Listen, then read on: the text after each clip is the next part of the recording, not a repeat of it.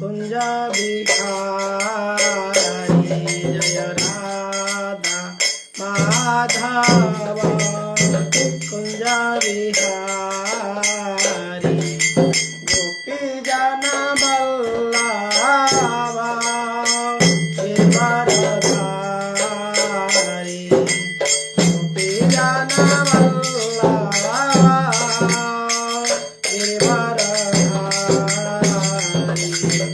यशोदानंदन व्रजजन रंजन यशोदानंदन व्रजजन रंजन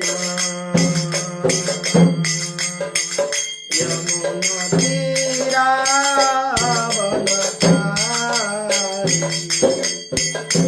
जय राधा माधव कुंज बिहारी जय राधा माधव कुंज बिहारी जय गोपी जन वल्लभा गिरधारी जय गोपी जन वल्लभा गिरधारी यशोदानंदन व्रजजन रंजन यशोदानंदन व्रजजन रंजन यमुना तीरावनचारी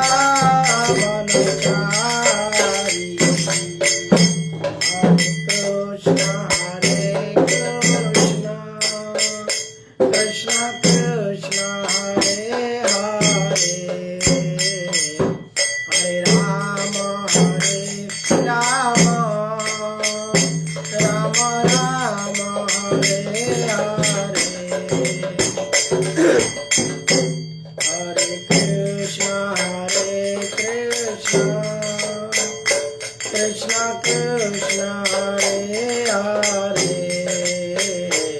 हरे राम राम राम हरे हरे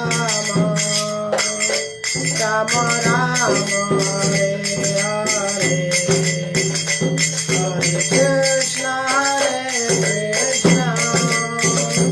कृष्ण कृष्ण हरे हरे हरे राम राम राम हरे हरे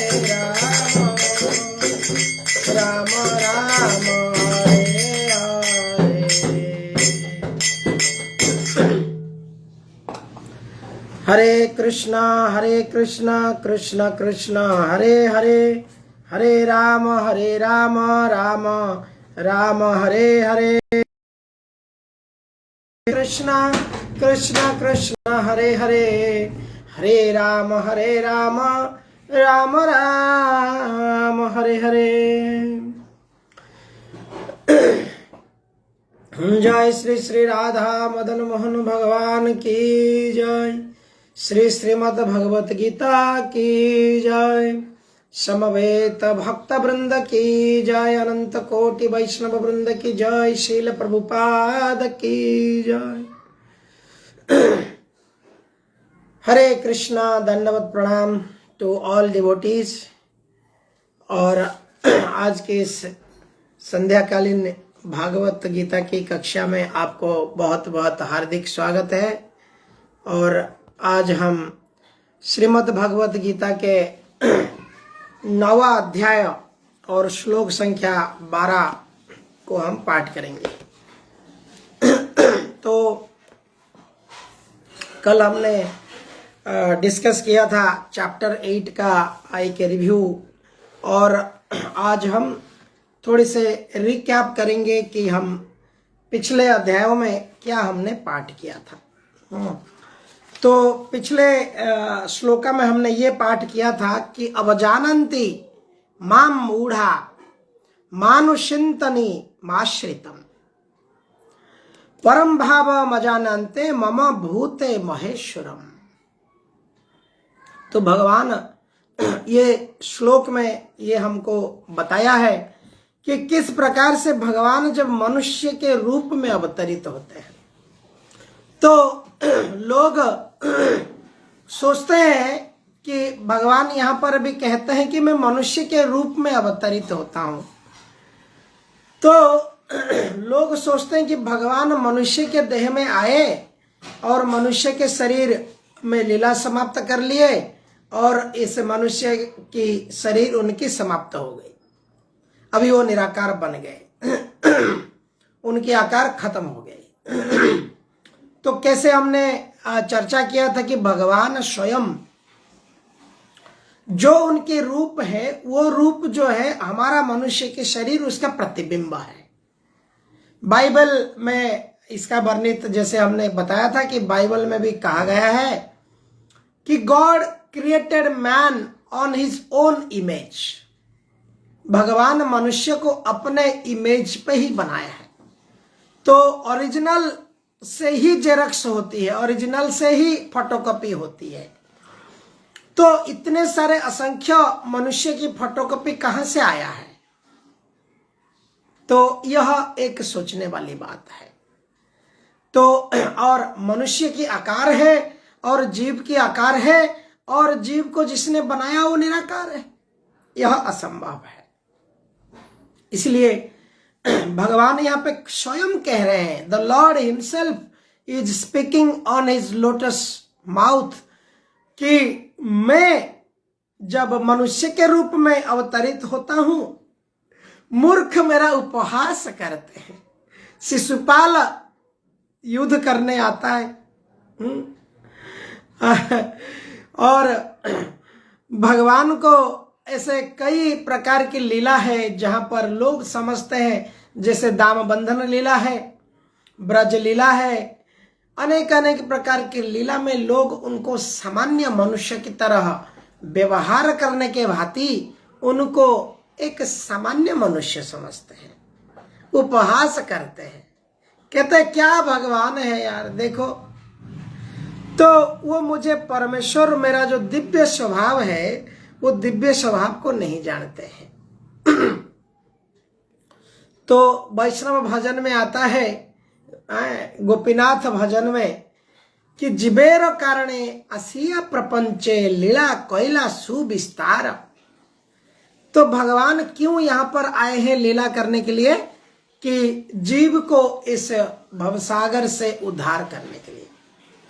जिस प्रकार से एक पागल खाना होता है और पागल खाना में एक बहुत और जो पागल लोग हैं, जिनकी मति दिमाग जिनकी काम नहीं कर रहा है, ऐसे पागल लोग पागल खाना में हैं। तो जब कोई पागल खाना में राजा या कोई, मान लीजिए हमारी अभी वर्तमान की प्रधानमंत्री जो एक पागल खाना में अभी मान लीजिए पहुंच जाएंगे, तो पागल समझेगा, क्योंकि पागल देखते रहता है, रोज एक ना दो एडमिशन होता है पागल खाना में, और वो उसको बता देता है भाई मैं सीनियर हूं इधर और तुम क्या करो, इधर बर्तन रखने का, इधर खाना खाने का, इधर प्लेट रखने का है, और तुमको हम सब सिखाएंगे। जैसे कॉलेज में होता है रैगिंग, तो वैसे नया पागल जब आता है, एडमिट होता है, तो उसको लोग उस प्रकार के करते हैं, सीनियर पागल। तो वैसे सीनियर पागल लोग यहाँ कर, सो कॉल्ड सीनियर पागल, जो भगवान की इस प्रकार की जो अवतार है इस संसार में आ जाते हैं। जैसे जेल के अंदर प्रधानमंत्री या कोई बड़े व्यक्ति आता है देखने के लिए जेल में कहाँ क्या और अच्छा किया जा सकता है, जेल के कैदियों को क्या अपने आप को आत्म साक्षात्कार हो पाए, वो समझ पाए कि हम कितनी गलती किया है। तो उसके लिए जब इस प्रकार के प्रतिनिधि आते हैं, पागल समझते हैं कि और एक पागल आ गया। तो यह, लेकिन क्योंकि पागल व्यक्ति का ये पागलपन है, वो नहीं समझ पाता है कि वास्तव में हम ये मनुष्य रूपी भगवान को हम भगवान नहीं मानेंगे। भगवान तो निराकार है, नित्य निरंजन परम ब्रह्म ओंकार है। ये कोई लीला करके आए हैं, इतने कई आते हैं कई जाते हैं, ये कौन से भगवान हो सकते हैं? इस प्रकार ऐसे मूढ़ व्यक्ति, पागल व्यक्ति जो भगवान को समझ नहीं पाते हैं। तो आज के जो श्लोक है आज के श्लोक को हम अभी पाठ करेंगे। ओम नमो भगवते वासुदेवाय। ओम नमो भगवते वासुदेवाय। ओम नमो भगवते वासुदेवाय। अज्ञानतिमिरान्धस्य ज्ञानाञ्जनशलाकया चक्षुरुन्मीलितं येन तस्मै श्री गुरवे नमः। तो आज के इस श्लोक में हम देखेंगे कि मैं आपको जस्ट एक बार दोहरा देता हूं। ये जो सेक्शन है, ये सेक्शन में हम देखते हैं कि भगवान किस प्रकार से क्या बताते हैं कि जो मूढ़ व्यक्ति है, मूर्ख व्यक्ति है, कैसे भगवान को नेग्लेक्ट करते हैं, यानी भगवान को नकारात्मक देते हैं, भगवान के अस्तित्व को स्वीकार नहीं करते हैं। और जो भक्त है, भक्त किस प्रकार से भगवान को क्या करता है, कृष्ण माता, कृष्ण पिता, कृष्ण धन प्राण, वो अपना माता पिता धन प्राण अपना संसार समझ लेता है। कृष्ण रा संसार करो छाड़ियो ना चार, जीवे दया कृष्ण नाम सर्व भक्ति सार। तो जो भक्त है वो समझ लेता है कि मेरा धन प्राण है, मेरा रियल वेल्थ जो है वो भगवान है। जिस प्रकार से नरोत्तम दास ठाकुर दुख प्रकाश करते हैं, परम वैष्णव जो वो कहते हैं कि गोरा पहू ना भजिया मैनू, प्रेम रतन धन हेलाया हराइनु। हेलाया हराइनु का अर्थ क्या है, जस्ट मैं क्या किया, इग्नोर कर दिया, आलसीपन से नेग्लेक्ट करके है मैंने क्या किया, गोरा पहू ना भजिया मैं गौरांग महाप्रभु श्री कृष्ण श्री राधा कृष्ण के भजन नहीं कर पाया, और this is the greatest loss of my life. लोग अपने जीवन की लाभ क्षति देखते हैं, प्रॉफिट एंड लॉस देखते हैं। तो real profit and loss is how much one attach to lord and how much is one away from Lord is his loss। तो इस प्रकार नरोत्तम दास ठाकुर भी कहते हैं, अधने जतन करी धन त्यागीनो, गौर कीर्तन रसे मगन न होइनु। अधन, जो धन को हम धन समझ रहे हैं, दीज आर अधन। क्यों अधन है, क्योंकि अ जहां पे लगता है प्रीफिक्स, प्रीफिक्स में अगर अ लगता है, क लगता है, कु लगता है, तो इसका क्या है, वो ग्रेड बहुत कम है। जैसे अधन, अपुरुष, तो कुसंग, इस प्रकार से यहां पर हम देखते हैं कि अधन के अर्थ है जो वास्तव में धन नहीं है, उसको मैंने जतन करके भर भर के अकाउंट में घर पे इधर उधर रखा हूं, और जो रियल धन है उसको मैंने नहीं रख संभाल पाया हूं। और नरोत्तम दास ठाकुर इसका यही ग्रेटेस्ट मिजरी था। वो रो रहे थे और दुख कर रहे थे, किस प्रकार मैंने क्या किया, गौरांग महाप्रभु जो स्वयं कृष्ण है उनके मैं भजन नहीं कर पाया हूं।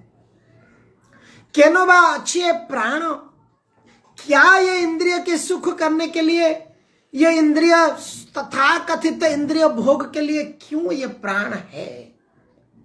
केनोबा अच्छे प्राण की सुख पाइया, नरोत्तमो दास केनो ना गेलो मरिया। तो जो इंद्रिय सुख को आज समाज में सबसे बड़ी प्राधान्य है। पहले जमाने में कहते थे, if money is loss there is nothing loss, if character is loss everything is loss. अगर चरित्र चला जाता है तो सारे चीज चला जाता है, सब कुछ नष्ट हो जाता है। आज की जमाना उसका उल्टी है। अगर कैरेक्टर चला गया, nothing is loss. If money is loss everything is loss. देखिए कोरोना में फिल्म स्टारों, इधर ही हमारे नवी मुंबई में सितारे रहते थे और उन्होंने आत्महत्या कर लिया। एक तो कैरेक्टर नष्ट कर दिया, नंगा सिनेमा में नाच रहे हैं। हमारे ओडिशा भाषा में एक कहावत है जिसमें कहते हैं अति अलाजुक नाचुकु जाए। जो ये ग्राम्य कथा, लोकगीत, लोक नृत्य, ये इसमें जो समय गवा रहे हैं ये अलाजुक है, उनकी शर्म नहीं है, बेशरम है।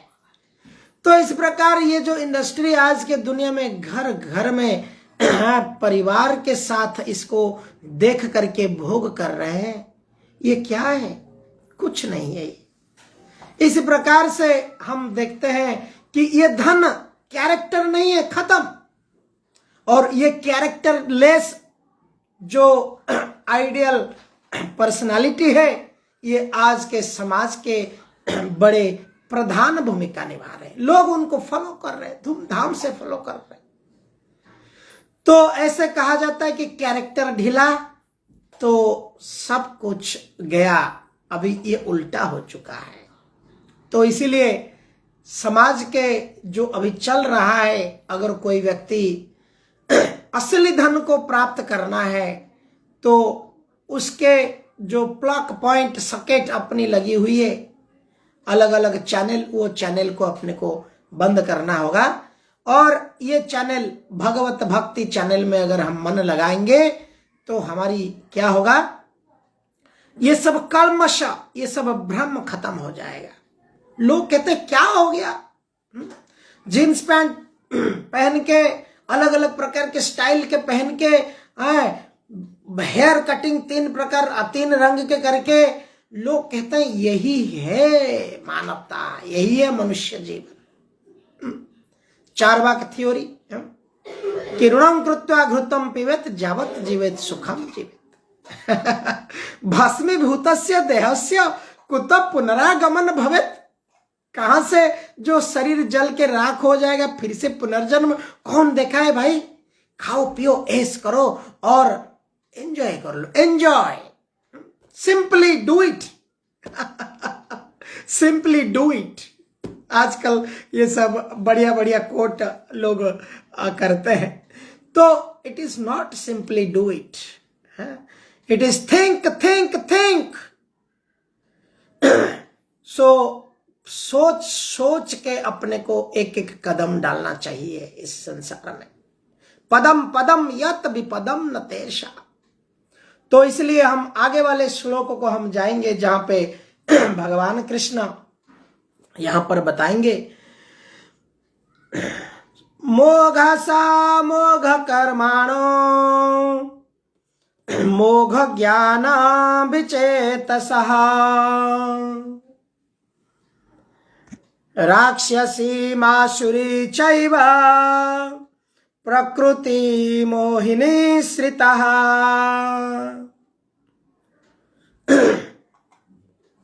कोई पढ़ना चाहेंगे इसे अर्थ और अनुवाद?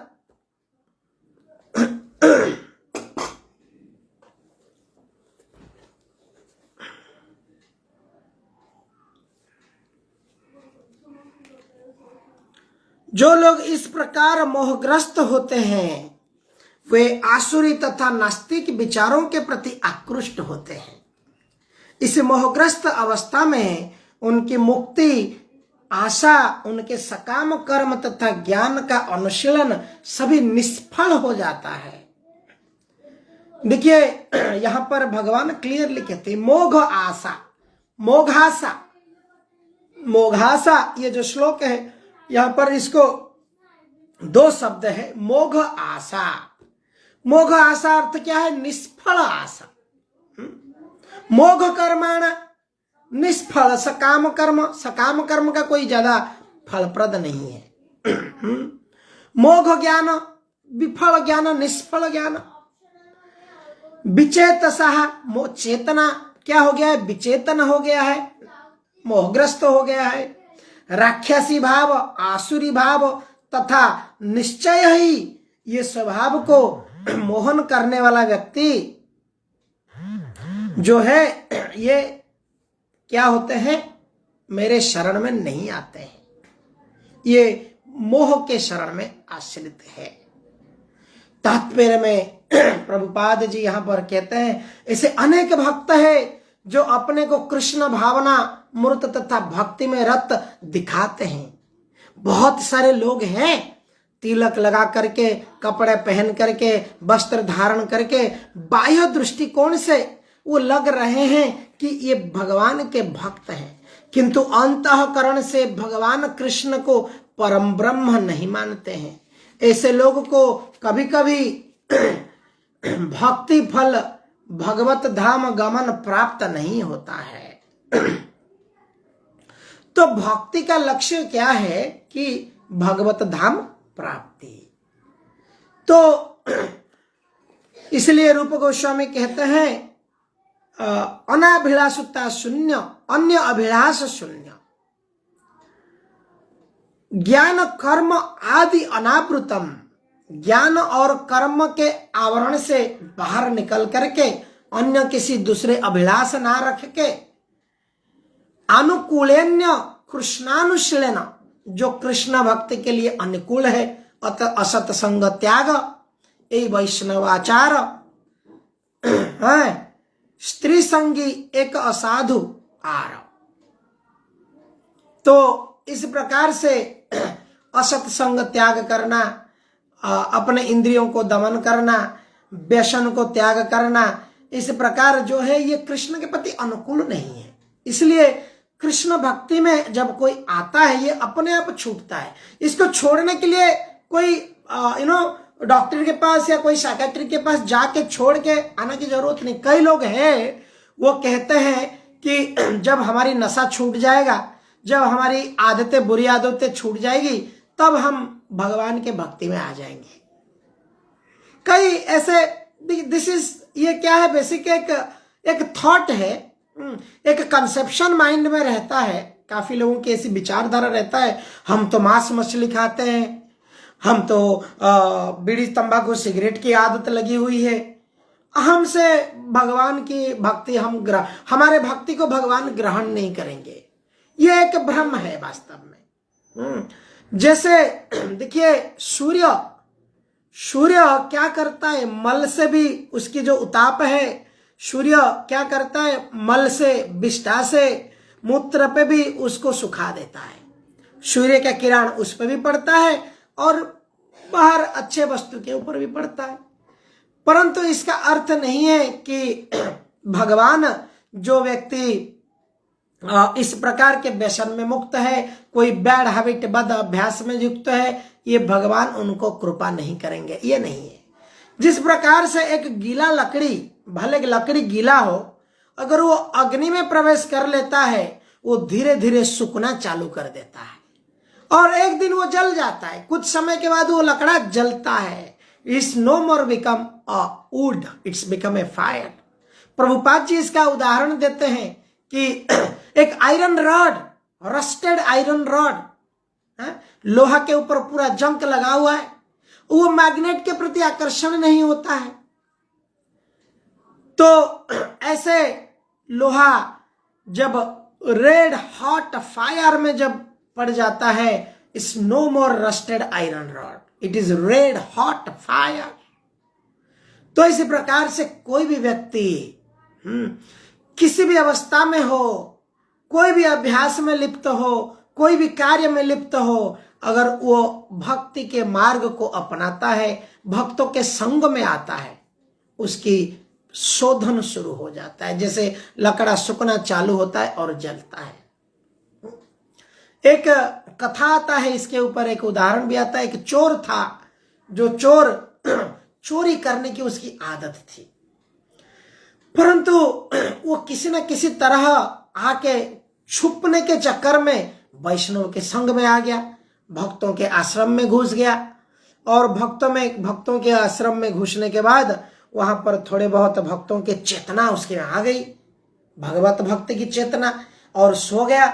लेकिन परंतु रात को जब उसके अंदर चोरी करने की प्रवृत्ति तो गई नहीं थी, तो उसने क्या किया, चोरी करने के लिए सब इधर उधर सबके बैग ढूंढा, इसका बैग उसका सर पे, उसका बैग इसका सर पे, जो सब सोए थे वहां पे किसका बैग किसका सर पे रख लिया। सवेरे उठ करके लोगों ने ढूंढा, मेरा बैग ये तो नहीं है, वो बोल रहा है मेरा बैग कहाँ गया, सब ढूंढने लगे, चोर चोर कौन है चोर। परंतु उस व्यक्ति के हृदय में थोड़ी सी परिवर्तन आ गई थी।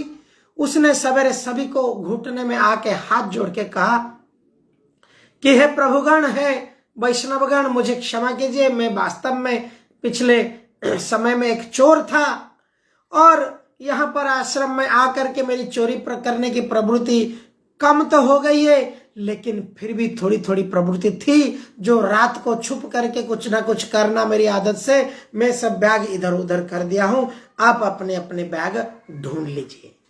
परंतु ये सत्य कहने के बाद वैष्णवों की क्षमा और कृपा के बल से वो व्यक्ति भी अच्छा भक्ति करने लगा है।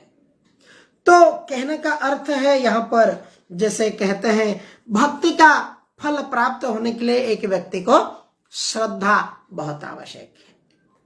सबर, देखिए वाल्मीकि ऋषि क्या थे, एक सबर अगर बड़ा ऋषि बन सकता है, हम क्यों नहीं कर सकते इसको।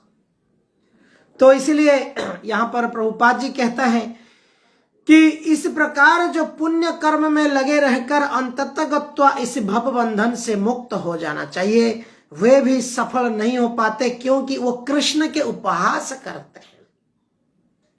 हाँ, मुझे याद है, मैं मेरा ऑफिस, पिछले ऑफिस में मुझे याद है कई लोग हमारे माथे पे तिलक देख करके हरे कृष्णा राधे कृष्णा ऐसा कहते तो थे, परंतु उसमें राधा रानी के नाम पर बहुत उपहास करते हैं। राधे राधे, राधा तुम्हारा राधा तो कृष्ण के बगल में खड़ा है, ऐसा है वैसा है। तो ऐसे उपहास करने वाले लोगों को भगवान कृष्ण की भक्ति प्रेम प्राप्त नहीं होता है। दूसरे शब्द में जो लोग कृष्ण पर हंसते हैं उन्हें आसुर या नास्तिक समझना चाहिए। जैसा कि 7वें अध्याय में बताया जा चुका है, ऐसे आसुरी दुष्ट कभी भी कृष्ण के शरण में नहीं आते हैं। तो जैसे कि हाँ, अतः परम सत्य तक पहुंचने में के उसमें मानसिक चिंतन उन्हें इस मिथ्या परिणाम को प्राप्त कराते हैं कि सामान्य जीव तथा कृष्ण एक समान है। ऐसे मिथ्या धारणा के कारण वे सोचते हैं अभी तो यह शरीर प्रकृति द्वारा केवल आच्छादित है और त्या ही व्यक्ति मुक्त होगा, तो उसमें तथा ईश्वर में कोई अंतर नहीं है। कृष्ण से समता का यह प्रयास भ्रम के कारण निष्फल होता है। इस प्रकार जो आसुरी तथा नास्तिक ज्ञान अनुशीलन सदैव व्यर्थ रहता है, यही इस श्लोक का संकेत है। ऐसे व्यक्तियों के लिए वेदांत सूत्र तथा उपनिषद जैसा वैदिक वारंभय के ज्ञान का अनुशीलन करना सदा निष्फल होता है। वेद वेदांत सूत्र ये सब पढ़ने से भी अगर कोई व्यक्ति कृष्ण नहीं समझ पाता है तो क्या है, ये कोई फल नहीं है। एक कहते हैं कि रामायण 7 कांड पढ़ लिया लेकिन सीता मेल या फीमेल पता ही नहीं, समझ नहीं आया। तो इस प्रकार से पूरी वेदांत सूत्र ये सब पढ़कर अगर कोई व्यक्ति भगवान कृष्ण को वेद के अंदर नहीं समझ पाया तो फिर क्या है, वो निष्फल है। क्योंकि भगवान कृष्ण गीता में कहते हैं वेदैश्च सर्वं अहमेद्य वेद्यं वेदांत कृतगेद विदेहोच्चाहं। वेदैश्च सर्वं अहमेद्य वेद्यम, अगर वेद में जानने लायक कुछ है तो मुझे जानने लायक चीज है। क्योंकि वेद में 3 गुण के मिश्रित है। इसी संसार जैसे सत्व रज तम 3 गुण में है, वेद को व्यासदेव जी ने ऐसे एक ब्रॉडर सेंस से बनाया था। लोग अपने धर्म अर्थ काम मोक्ष ये चतुर्वर्गों को वेद के माध्यम से प्राप्त कर सकते हैं। तो धर्म अर्थ, धर्म क्या है? धर्म करके अर्थ प्राप्ति करना है, अर्थ प्राप्ति करके कामना तृप्ति करना है, कामना तृप्ति करके बोर हो जाने के मुक्ति प्राप्ति करना है। वेद में ये तो है, लेकिन इसके अंदर छुपा हुआ है असली भक्ति, जो सामान्य व्यक्ति समझ नहीं पाता है। इसलिए भगवान कृष्ण कहते हैं, इसलिए श्रीमद् भागवतम की जन्म हुई, जो व्यासदेव जी अपने मैच्योरिटी में नारद मुनि जी के कहने पर उन्होंने इसे श्रीमद् भागवतम पुराण अमलम की रचना किया। अतः भगवान कृष्ण को सामान्य व्यक्ति मानना घोर अपराध है। जो ऐसा करता है वो निश्चित रूप में मोहग्रस्त रहता है, क्योंकि वो कृष्ण के शाश्वत रूप को नहीं समझ पाता है। बृहद विष्णु स्मृति का कथन है, जो वेत्ति भौतिकं देहं कृष्णाय परमात्मनः स सर्वस्माद् बहिकार्यः श्रितस्मात् विधानतः मुखं तस्यावलोक्यापि सचेल स्नानमोच्चरेत्। जो कृष्ण के शरीर को भौतिक मानता है, उसे श्रुति तथा स्मृति के समान अनुष्ठान से वंचित कर देना चाहिए। यदि कोई भूल से उसका मुंह देख लेता है, उसे तुरंत गंगा स्नान करना चाहिए। जिसके छूत दूर हो सके। जो लोग कृष्ण को हंसी उड़ाते हैं क्योंकि वह भगवान से ईर्षा करते हैं, वैसे भोग्य में जन्म जन्मांतर नास्तिक तथा असुर योनियों में रहने आना लिखा है। उसका वास्तविक ज्ञान सदैव के लिए भ्रम में रहेगा और घोर धीरे धीरे वे सृष्टि के गहनतम अंधकार में गिरते जाएंगे। तो ये श्लोक बृहत विष्णु स्मृति में ये वर्णन है। जो व्यक्ति भौतिकं देहं कृष्णाय परमात्मने स सर्वस्मात् बहिष्कार्य, उसको बहिष्कार करना चाहिए। बहिष्कार अर्थ क्या है? उसका मुख को दर्शन नहीं करना चाहिए। जो व्यक्ति इस प्रकार करता है, और गंगा स्नान करना चाहिए। अभी तो हम कितने बार गंगा में जाएंगे स्नान करने के लिए।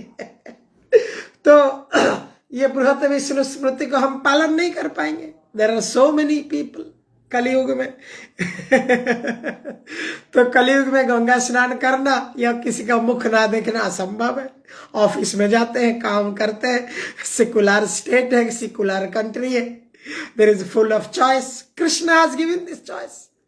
भगवान ने ये चॉइस दिया है, मुझे भजन मेरा भक्त बनो या असुर बनो, तुम्हारा इच्छा है। मुझे सेकुलर भाव में रहो या भक्त भाव में रहो, तुम्हारा इच्छा है।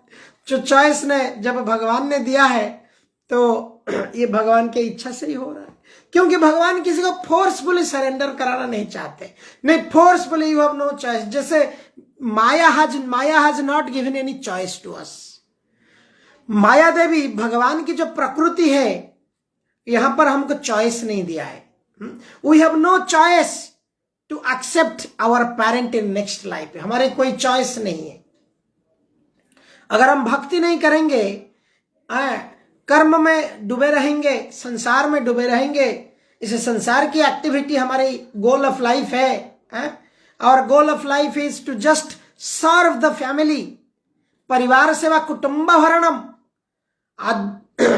कुटुंब भरण एवं ओनली कुटुंब भरण इज, अगर ये हमारा जीवन का लक्ष्य है, तो we have no choice to choose कौन से शरीर हमको मिलने वाला है। Prakriti is going to give the body, prakriti is going to give forcefully a mother, हमारे गुण और कर्म के हिसाब से।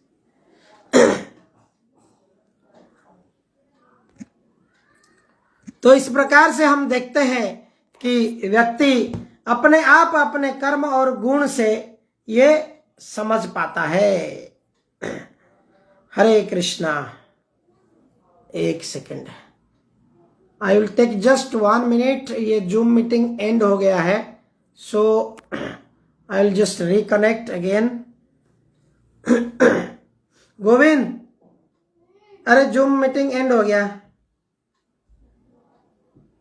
अच्छा मैं करेक्ट कर लिया जो पर्सनल आईडी। हरे कृष्णा कृष्ण कृष्ण हरे हरे, हरे राम राम राम हरे हरे। तो इस प्रकार से हम देखते हैं कि जो भगवान कृष्ण के प्रति प्रेम भाव से अपने श्रद्धा डेवलप करता है तो ऐसे व्यक्ति को भगवान कृष्ण बहुत इजीली प्राप्त होते हैं। आगे वाले श्लोक को भी हम पाठ करेंगे। एक और जो ये भगवान की यहाँ पर दी गई श्लोक है, इसको भी देखेंगे कि किस प्रकार से यहाँ पर भगवान श्लोक संख्या 13 में कहते हैं, महात्मानस्तु मम पार्थं दैवी प्रकृतिमाश्रिता भजन्तो अनन्य मनसो ज्ञात्वा भूतादिमव्ययम्। अभी अपोजिट भगवान अभी असुर के जो अभक्त है, जो भगवान को उपहास करते हैं, जो भगवान को नहीं मानते हैं, इस प्रकार के लोगों के बारे में कहा।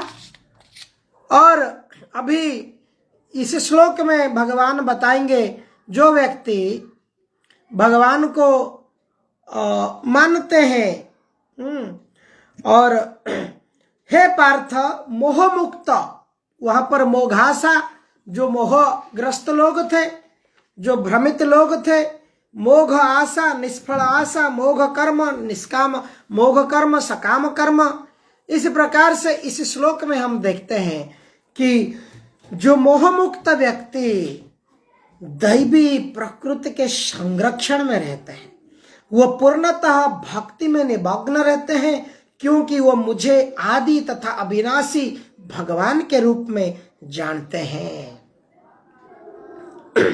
तात्पर्य में श्रील प्रभुपाद जी यहाँ पर लिखते हैं, इस श्लोक में महात्मा का वर्णन हुआ है। पढ़िए माता जी, पढ़िए। हरे कृष्ण माता जी, पढ़िए। हरे कृष्ण तात्पर्य में श्रील प्रभुपाद, इस श्लोक में महात्मा का वर्णन हुआ है। महात्मा का सबसे पहला लक्षण यह है कि वह दैवी प्रकृति में स्थित रहता है, वह भौतिक प्रकृति के अधीन नहीं होता। और यह होता कैसे है, इसकी व्याख्या 7वें अध्याय में की गई है। जो भगवान श्री कृष्ण की शरण ग्रहण करता है वह तुरंत भौतिक प्रकृति के वश से मुक्त हो जाता है। यही वह पात्रता है। ज्यों ही कोई भगवान का शरणागत हो जाता है वह भौतिक प्रकृति के वश से मुक्त हो जाता है। यही मूलभूत सूत्र है। तटस्थ शक्ति होने के कारण जीव ज्यों ही भौतिक प्रकृति के वश से मुक्त होता है त्यों ही वह आध्यात्मिक प्रकृति के निर्देशन में चला जाता है। आध्यात्मिक प्रकृति का निर्देशन ही दैवी प्रकृति कहलाता है। इस प्रकार से जब कोई भगवान के शरणागत होता है तो उसे महात्मा पद की प्राप्ति होती है। महात्मा अपने ध्यान को कृष्ण के अतिरिक्त अन्य किसी और नहीं ले जाता, क्योंकि वो भली भांति जानता है कि कृष्ण ही आदि परम पुरुष समस्त कारणों के कारण है। इसमें तनिक भी संदेह नहीं है। ऐसा महात्मा अन्य महात्माओं या शुद्ध भक्तों की संगति से प्रगति करता है।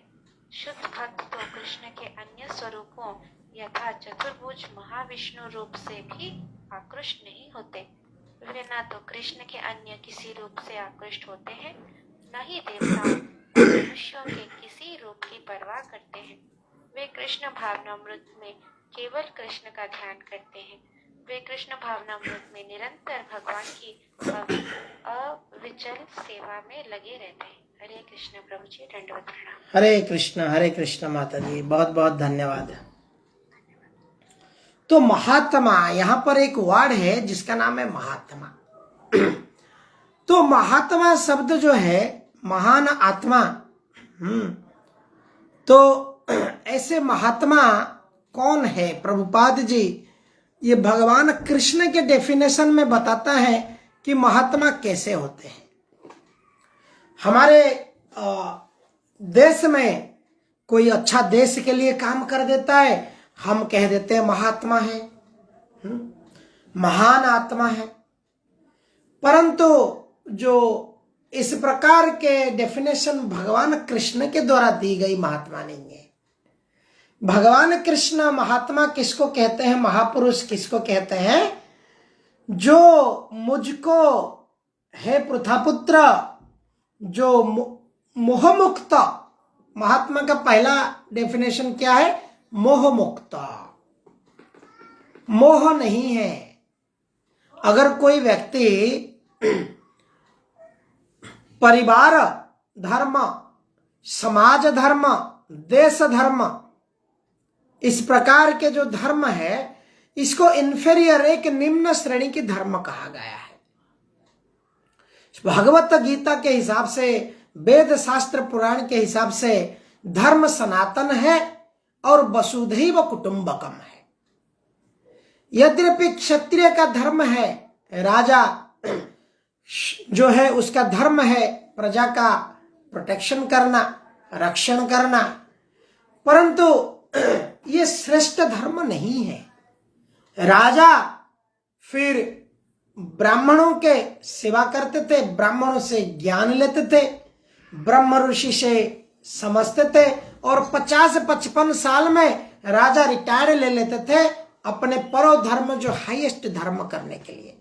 एक एडमिनिस्ट्रेटिव के रोल है राजा का, और वो एडमिनिस्ट्रेटर अपने एक 40-50 की उम्र में रिटायर हो जाते थे। दिस वाज द वर्णाश्रम सिस्टम। ये वर्णाश्रम सिस्टम इस प्रकार पहले था, जहां पे राजा लोग जानते थे this is not the highest धर्म। देश सेवा करना ठीक है, परंतु देश सेवा समंतव्य बहुनाम जन्मनाम अन्ते ज्ञानवानमा प्रपद्यन्ते। तो इस प्रकार से कई जगह पर भगवान कहा है कि महात्मा वो है, महात्मानं स्तुमां पार्थम। दूसरे यहां पर हम देखते हैं कि कैसे यहां पर भगवान कहते हैं कि एक भक्त जो होता है, भक्त क्या करता है? ना धनम ना जनम ना सुंदर्यम। भक्त को ज्यादा बहुत कुछ चाहिए नहीं रहता है। एक आया था रिपोर्ट, जहां पे कोई एक बहुत धनी व्यक्ति थी, धनीशाली महिला थी विदेशों में, जिनके 3000 चप्पल थे।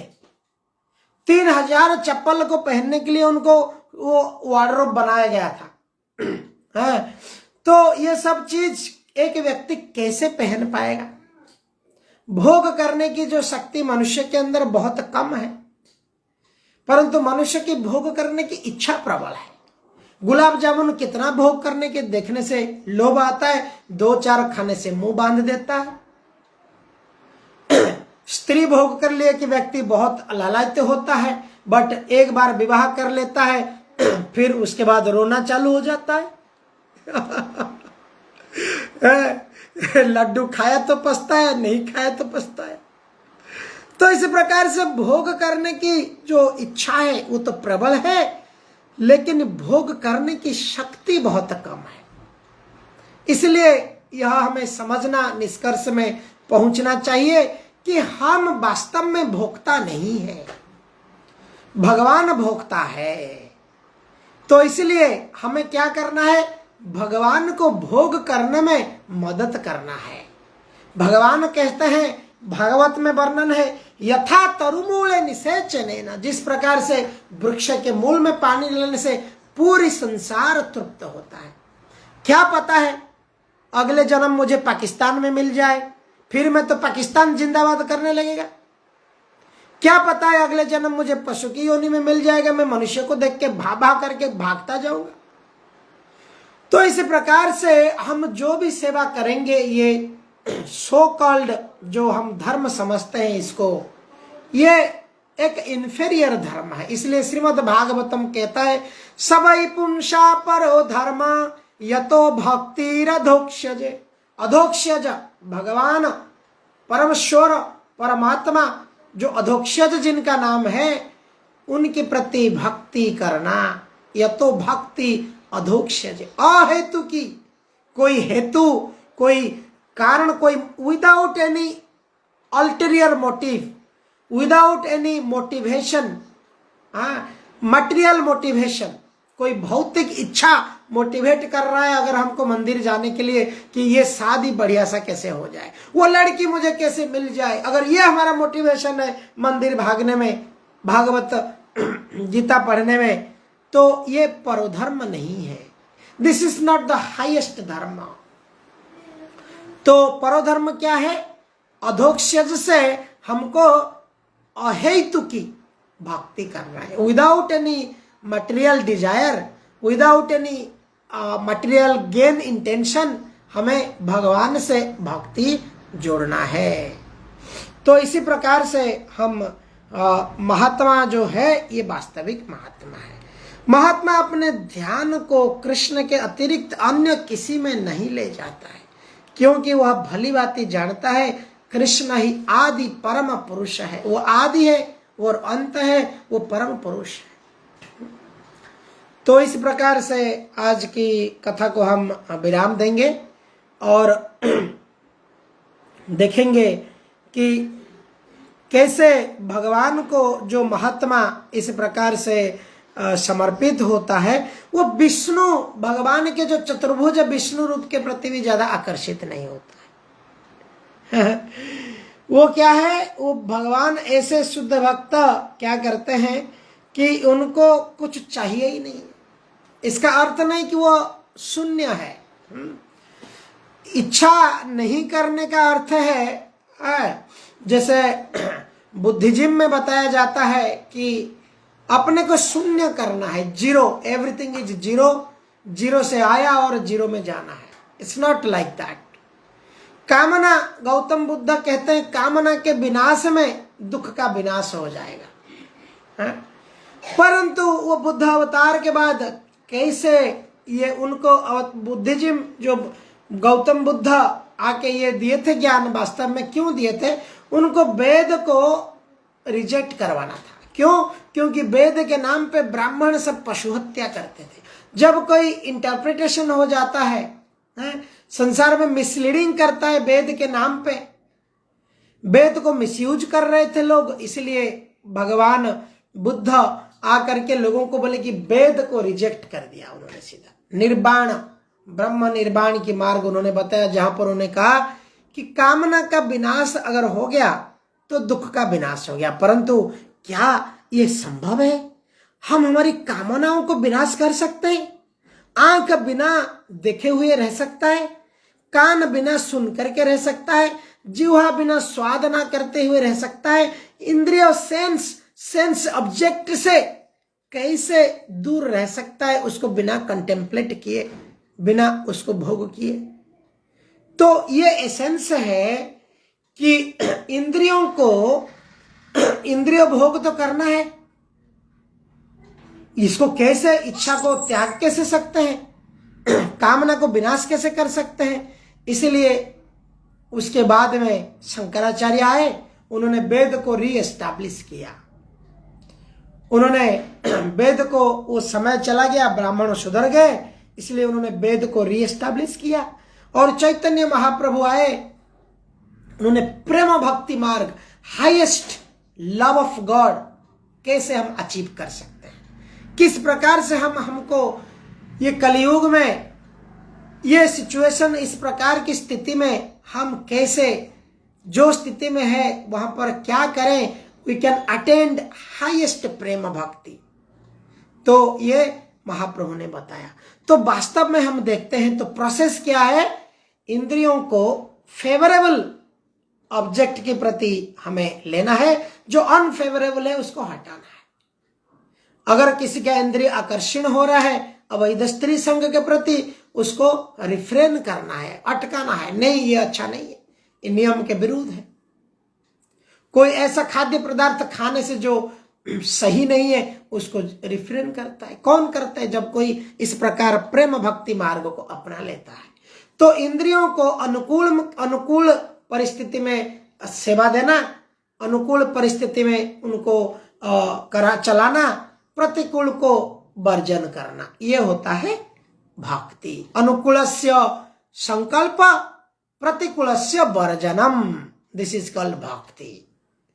तो ऐसे करने से क्या होता है, अम्बरीश महाराज की जैसी हमारी शरीर पूर्ण रूप से सेवा में लग जाता है। सबई मन कृष्ण पदार बिंदयो, कृष्ण के पदार बिंद में मन इंद्रिय सब कुछ जब लग जाता है, कृष्ण के लिए भोजन पकाना है किचन में, कृष्ण को अर्पण करके खाना है, कृष्ण के लिए नौकरी करना है, पैसा आएगा तो कृष्ण के परिवार, कृष्ण के भक्त लोगों को उनके पेट पालना है, और थोड़े बहुत हम वैष्णव के सेवा में लगा सकते हैं। इस प्रकार से हमारी अर्थ को लगा सकते हैं। इस प्रकार से हमारे जिह्वा, आंख, कान, शरीर को भगवान के मंदिर मार्जन में, मंदिर में जाके दर्शन में, तीर्थ यात्रा में, अलग अलग प्रकार के पूरी शरीर भगवान के सेवा में लग सकते हैं। मोबाइल फोन, इसी मोबाइल फोन पोर्नोग्राफिक मूवी देखने के लिए लग सकता है, इसी मोबाइल फोन बढ़िया भगवत कथा में लग सकता है। जो उसका ओनर है उसके चॉइस के ऊपर है, उसको क्या चाहिए।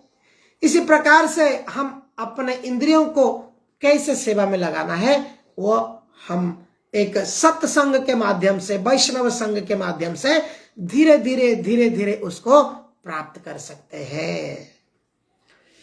हरे कृष्ण कृष्ण कृष्ण हरे हरे, हरे राम राम राम हरे हरे। कोई प्रश्न, टिक्का, टिप्पणी किसी का कुछ है तो वेलकम, प्लीज।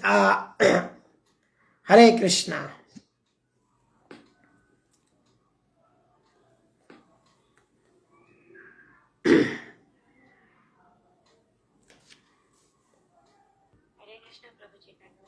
हरे कृष्णा माता जी।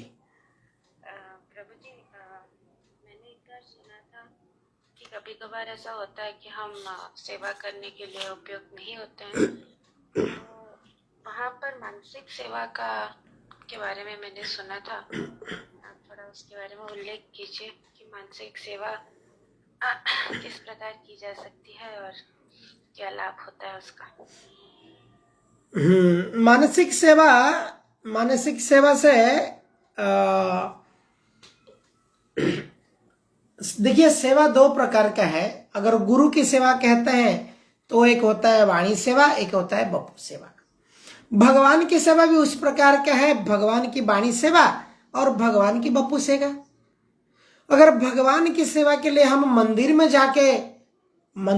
जाकर के मंदिर का किचन में, वहां का जो स्टैंडर्ड है उसके हिसाब से हमारी योग्यता नहीं है, हमारी शुद्धता नहीं आया है, हमको वहां पे अलाउ नहीं किया जाता है, तो हम हमारे घर पे हम छोटी सी भगवान की फोटो या उनकी प्रतिमा इसको रख करके उनको सेवा कर सकते हैं, कोई प्रॉब्लम नहीं।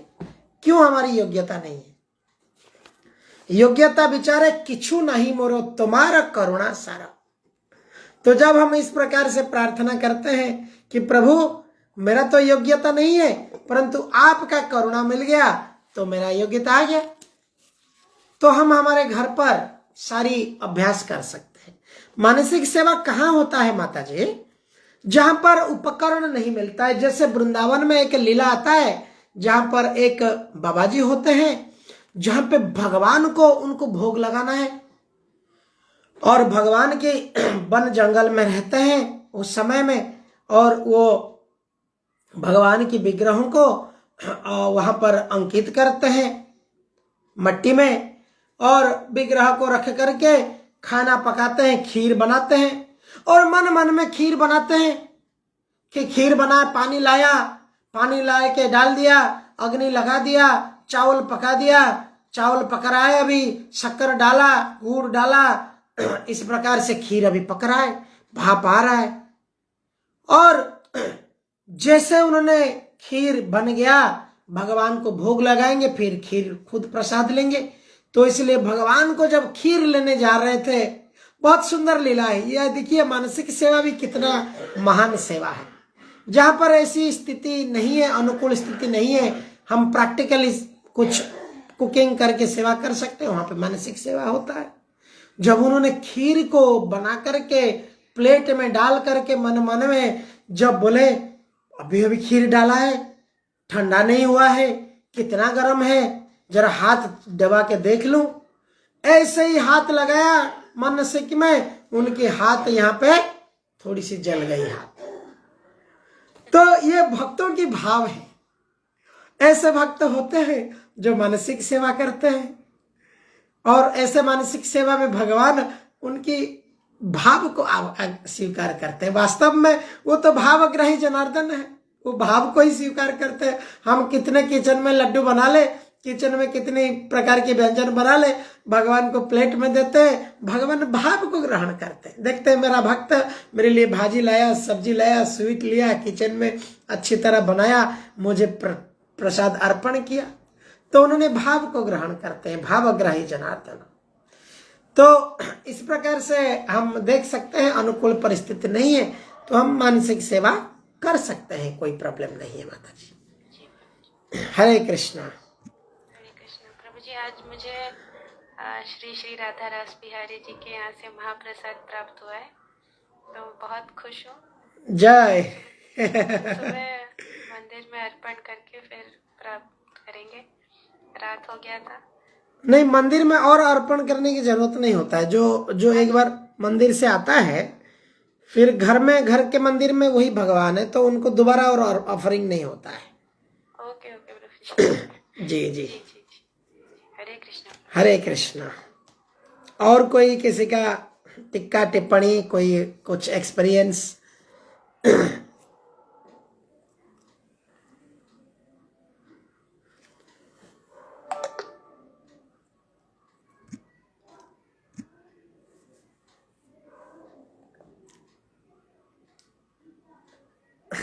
नीलमणि प्रभु जी, आपका कैसा है अभी health? How is your health?